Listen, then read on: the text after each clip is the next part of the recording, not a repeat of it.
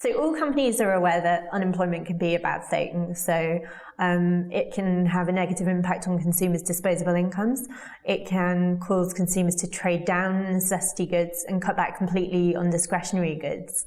So in 2013, the global unemployment rate was around 7% of the global economically active population, but all regions apart from Asia and Latin America saw a growth in their unemployment rates between 2008 and 2013.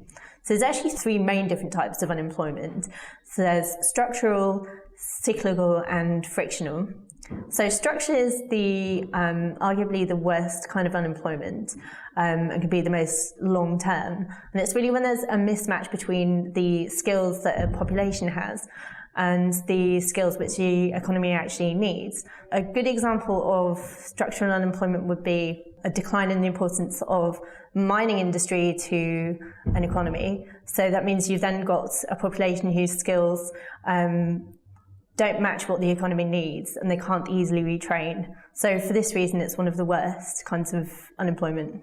So then secondly, we have frictional unemployment, and that's far more short term. And it's where employees would leave one job with the intention of going very quickly into other employment. So an example of that would be employees migrating in emerging markets from rural areas to cities. In the long term, this can improve productivity and can also raise disposable incomes because employers are moving to better paid jobs often.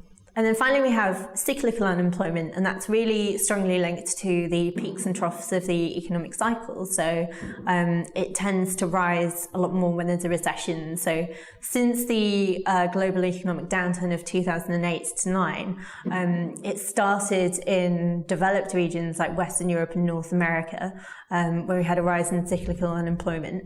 And then that filtered down to emerging regions, particularly Latin America and Asia, where there's a strong focus on manufacturing in the economy, and the reduced demand from Western markets caused this knock-on impact of cyclical unemployment in emerging markets.